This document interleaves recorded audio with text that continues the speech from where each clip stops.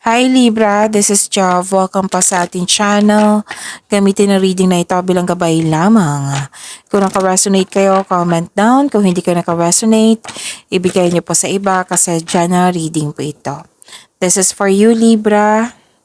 Ngayon June 23 to 30, 2025.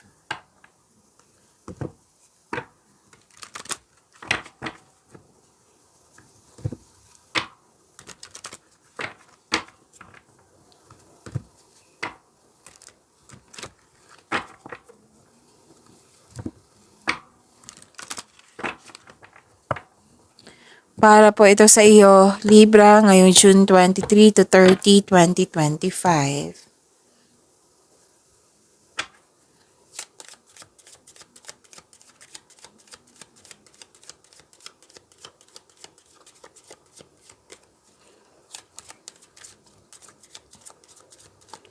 Maraming salamat po sa inyong patuloy na suporta at maraming salamat din po sa mga hindi nag-skip ng ads. Sa mga hindi pa nag-subscribe, subscribe na po kayo at click bell notification para malaman nyo na may bago tayong video. Mga ganap po for this week, June 23 to 30, 2025 para po kay Libra. I need 3 cards po.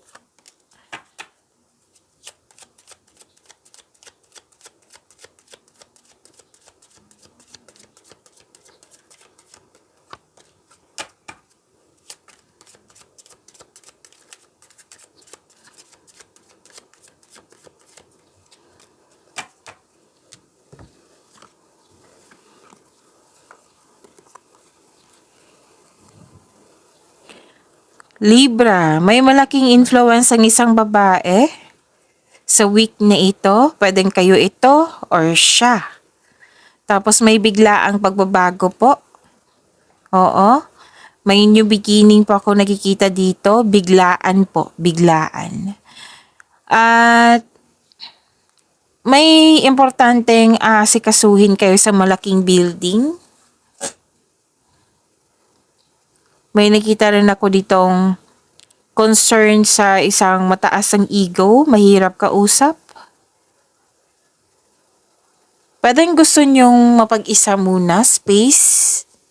Oo, kasi may separation ako nakita dito eh. Separation is maraming case, diba?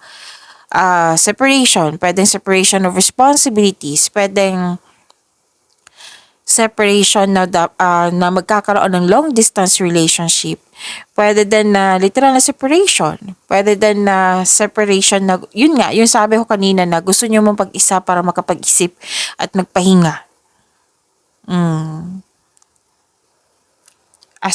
Isolation, nakikita ko dito. Okay. Pwede din tumiwalag ka, pwedeng end of contract, pwedeng closure, pwedeng you put limitation, boundaries, umalis, tumiwalag, pwedeng iniwan o iniwan mo yung bagay, sitwasyon ba or tao. Pwede. Okay? So you have the power, authority, and protection. Wow. Ang lakas ng confidence mo dito. Lalo na may kausap ka regarding sa malaking building. What I meant is malaking desisyon. May malaking desisyon dito na pwedeng nagkaroon ka ng malaking desisyon kasi nga may kausap ka. And may anong tawag dito? Nag-uusap kayo regarding sa malaking negosyo, sa career and money. Oo, career and finances, nag-uusap kayo. Or di kaya dalawang card kasi nagsabi dito na may kausap ka na isang babae and most likely this is a mother figure. Na malaki talaga ang kanyang influence sa from June 23 to 30. So claim this power, authority, and protection. Ang ganda nito. At nakikita ko dito yung confidence mo. Lalo na yung kausap mo itong mother figure na ito or yung kausap mo regarding sa negosyo.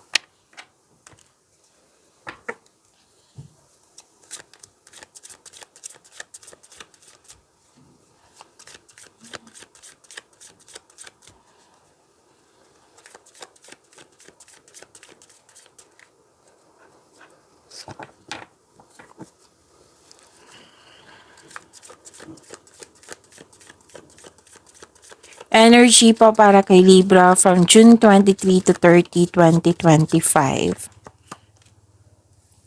Andito po si Angel of Freedom.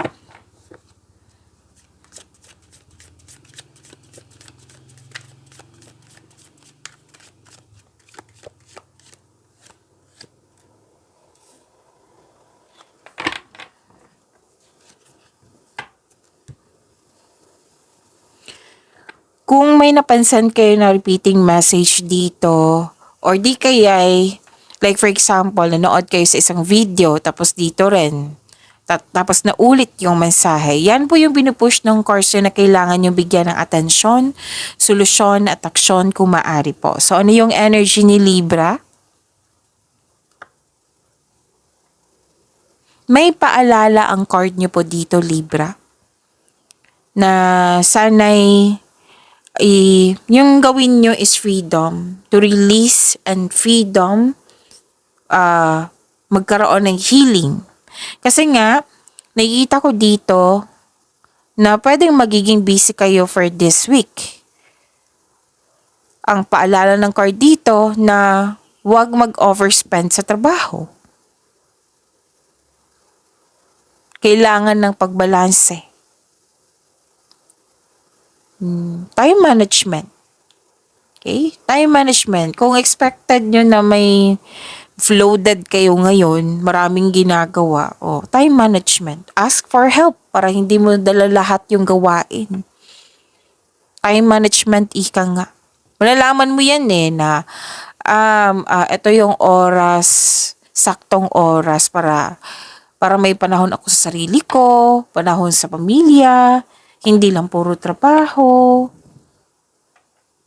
So, yan yung unang nakikita ko, na naging workaholic kayo. Na alam mo na hindi siya nakakabuti sa'yo kasi overspending mapapagod ganyan. Merong exhaustion dyan, burnout, kasi pagod ka, loaded, kumbaga.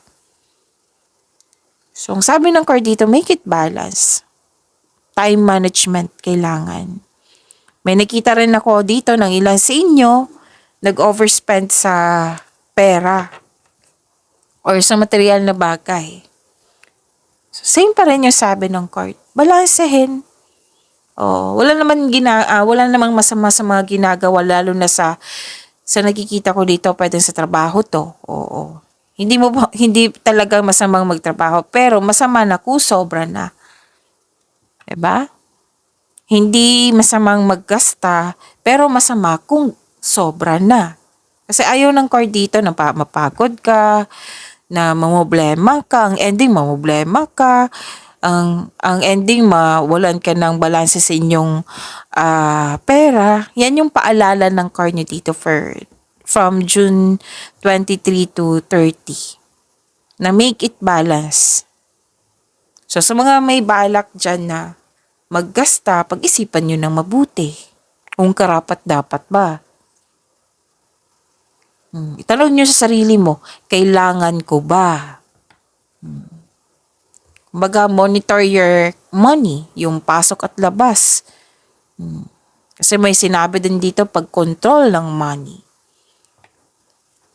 Pag-iingat sa money. It might be, like for example, matagal mo na yung ipon pero natatempt ka, diba? May temptation na para maggasta ka.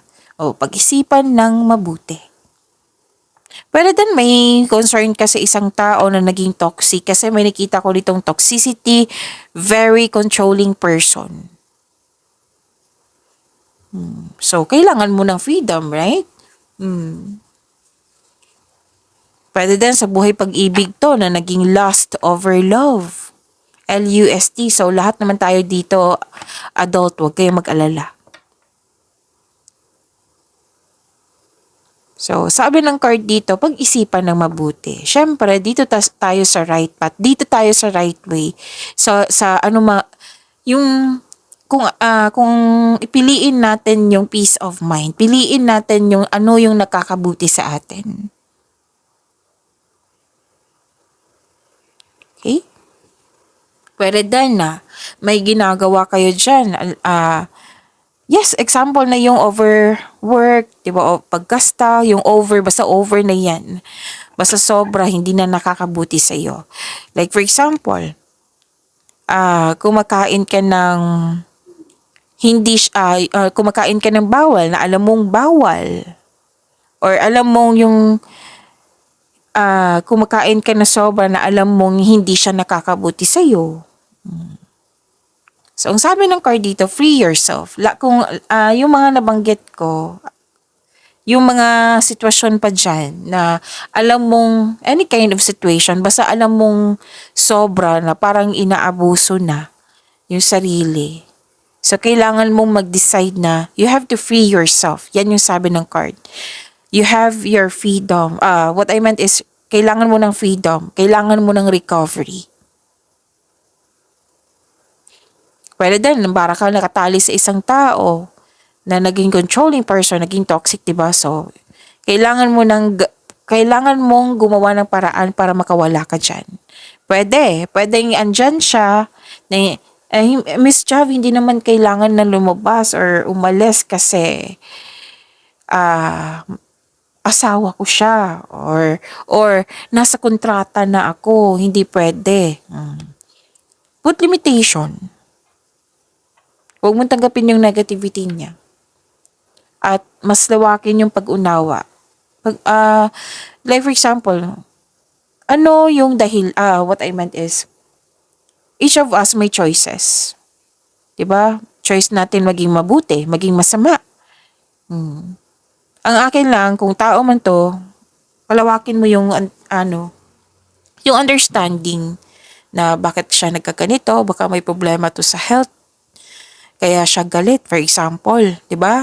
Kaya siya galit, naging toxic, baka may problema to sa health or sa bahay nila. May mga ganyan. Basta protect your inner peace, protect your inner self. Deserve ko bang maapektuhan sa kanyang mga salita kahit hindi naman totoo? Tanungin mo yung sarili mo. Kailangan ng time for reflection. So, in-explain ko talaga ng mabuti ha, kasi maraming sinabi dito. Okay, kunin nyo lang yung kung anong nakaresonate kayo. Oo, kung hindi, then ibigay nyo po sa iba. Pero this is 1 week eh. Oo, June 23 to 30. Okay, at least may guide kayo, may gabay kayo.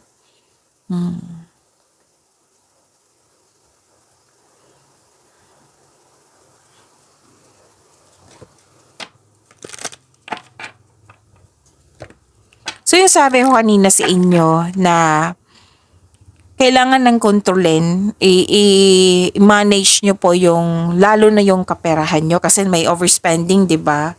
It might be magasta talaga yung ipon, kasi may nakita kong ipon dito eh. So, oo, kailangan ng pag-control. Monitorin nyo po kasi sayang. Kasi nakita ko dito, ingat na ingat mo yung ipon mo. Bakit ipon, Miss Jav? Kasi nakita ko dito na nag-spend ka talaga ng energy, ng time sa ganyan na you're building stability, you're conserving resources. Ingat na ingat ka sa money mo. Tapos, isang sitwasyon lang na na-tempt kayo, 'di ba? Tapos nagasta. Sayang yung oras na binigyan mo ng oras na para sa ipunin 'yan. Kasi nakita ko dito you're saving money for the future or may specific goal ka. Libra. Kitang-kita ko yung pag-ingat mo dito sa trabaho, which is good. Pag-ingat sa ipon pala. What I meant sa pag-ingat sa ipon. Okay? At sabi ng card dito na bigyan mo po ng time yung sarili nyo. Kumbaga, pamper yourself. Deserve mo to. Like, kung kailangan ng bakasyon, then do it. Kung kailangan mong, like for example, yung araw-araw mong ginagamit, sapatos, tapos nakita mo na sira na. Oo, nagtitiis ka, tapos sobrang sipag mo sa trabaho, may mga natanggap kang mga blessings. So, it's time na ipamper mo yung sarili mo kasi deserve mo yan, naging masipag ka. Kasi kailangan yan eh. Need yan. Yung sapatos. Kasi araw-araw mo yung ginagamit. So, any kind of situation dyan ha. Example lang po ito. Okay? Ang ilan nga sa inyo dito, nagtrabaho sa abroad or magtatrabaho pa sa abroad. You're conservative sa money at investment mo. Kaya mas focus ka dito kasi gusto mo magkaroon ng financial security. At makakatanggap kayo ng regalo or tulong. Or this is posibleng may regalo, alok or pamanang parating. Kitang-kita ko yung hard work mo dito. Vina-value mo talaga yung pera. Kaya yung paalala ko kanina sa inyo na control, monitorin nyo kasi may temptation ako nakikita dito. And vina-value mo ang pera at hindi ka madamot at the same time, financial stability. Alam niyo ba ang sinabi ng card dito? Itong pagkakaroon mo ng pag-uugali na marunong ka humawak ng pera, ingat na ingat ka sa pag-ipon, nagtitipid ka, yayaman ka niyan, sabi ng card. Sabi yan ng card ha, hindi ko sabi yan. Okay? And kasi this will lead you to have a financial abundance and personal growth. Huwag nyo lang daw kalimutan na i-treat mo yung sarili mo. Ang daming mensahe, no? In-explain ko na mabuti kasi nung nakaraan, okay, na may hindi nakaintindi. So, in-explain ko na isa-isa. Okay? Oh, ito na naman. Shuffle natin ha. Lumabas to kay Gemini kanina. 333, which is good. Ang ganda nito. Fulfill your soul mission. You are on a divine mission. Trust your path. It's leading you toward your purpose. You're divinely guided. Sinabi dito na nasa right path ka. Kailangan mo lang ng aksyon. Wag lang kayo mag-stop. Diretso. Move forward. Kasi it will lead you towards your purpose. It might be mahiling ka na sana umasenso ako. So binigay sa iyo, kailangan mo lang ng aksyon. At sinabi dito na nasa right path ka. Kaya wag mag-alinlangan. Okay? Okay, so kunin ko na to. Andito po si Angel of Power sa inyong career and money.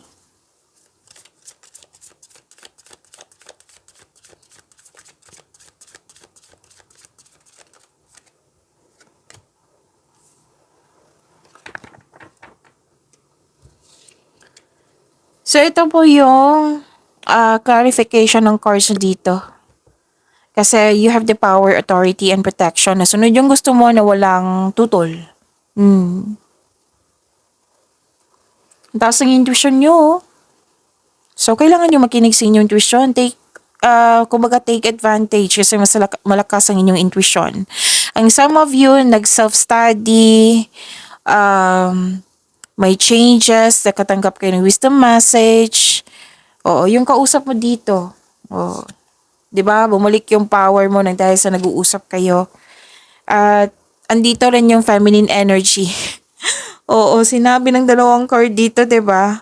Na may feminine energy na malaki ang kanyang influence sa iyo ngayon. So andito rin siya sa career and money mo. A feminine energy na malaki ang kanyang influence for this week.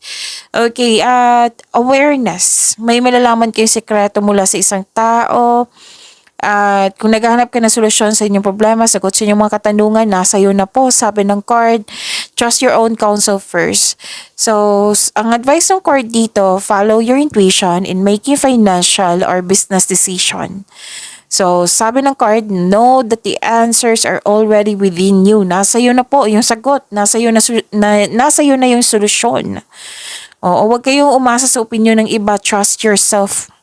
Pwede din naman na maniwala kayo sa opinion ng iba, pero at the end of the day, dapat kayo, unahin nyo yung sarili nyo, magtiwala kayo sa inyong talino, galing, experiences nyo, magtiwala kayo sa inyong sarili. Trust yourself, okay?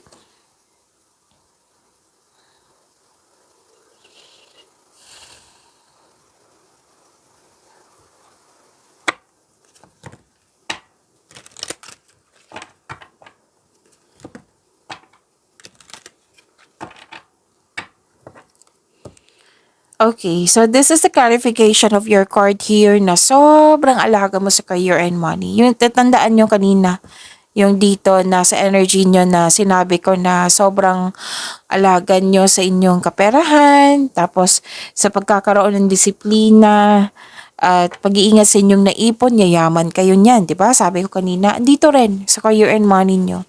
Sobrang alaga nyo yung trabaho mo, posisyon mo, yung connection nyo, lalo na sa kaperahan. Wow! Wow!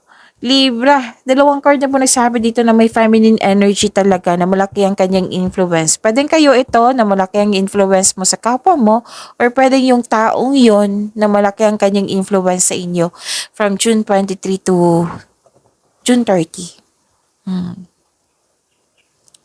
Okay. Ano pa? Marami kang naisip na bagong ideas para sa ikakabuti na yung negosyo, na yung trabaho at kaperahan. Kasi you want growth. Okay? Pag-aalaga, kitang-kita ko po dito. Ang ganda.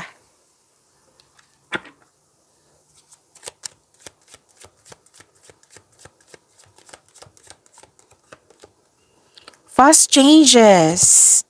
Things happen suddenly in a short period in a hurry. O, ito yung sinabi ko kanina dito sa inyo na 'di ba? May biglaang pagbabago. Okay? Na nabigla. Okay? Nabigla ka or sobrang bilis. Fast changes, things happen suddenly in a short period in a hurry. Take bold steps forward. See? Nag-clarify din siya dito, 'di ba? Na nasa right path ka. Oo, binigay sa iyo yung blessings na kailangan mo na iniling mo. Kailangan mo lang ng aksyon. Dalawang card na po nagsabi dito.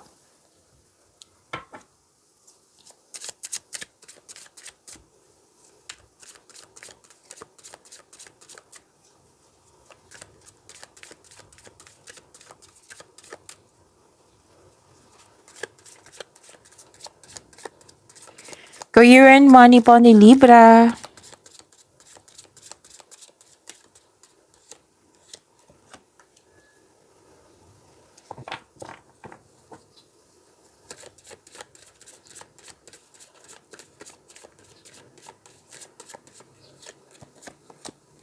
Andito po si Angel of Guidance.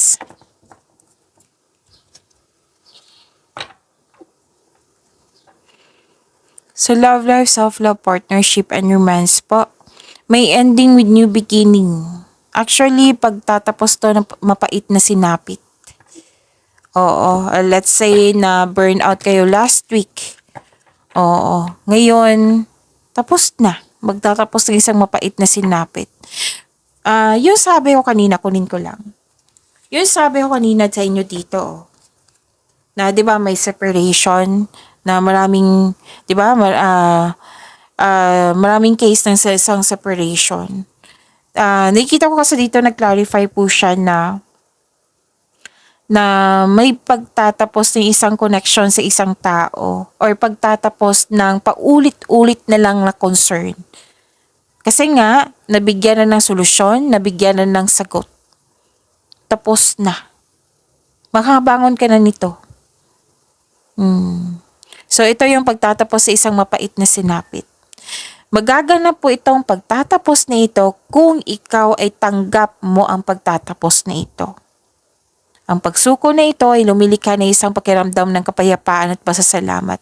So, accept and learn the past situation. Whether single ka man, mga may marelasyon sa buhay mag-asawa, At nakikita ko dito na nagkaroon po ng you're inspired in action nang dahil sa pagtatapos na ito. Bumangon ka eh. Bumangon ka. Naging matatag ka. You have the power. Kanina pa to. You are focused. Sa mga single, this card tells you na huwag madaliin upang magkaroon ng partner. Kailangan magkaroon kayo ng same vision for the future upang sa kayo ay magkaroon kayo ng isang healthy relationship soon. Sa mga relasyon sa buhay mag-asawa, parang may minamadali kayo dito. So make it sure, sabi ng card dito, make it sure ng couple ay nagkaroon ng vision for the future, mag-create kayo ng solid na foundation, at mag-establish kayo ng mga any plans para sa pag-level up nyo. So umuwi kayo ng successful. This is also Miss Traveling. Nasa next level na kayo. And listen to your intuition. Pag yamanin nyo, okay, meron pa, sorry. Muntikan ko makalimutan. Okay?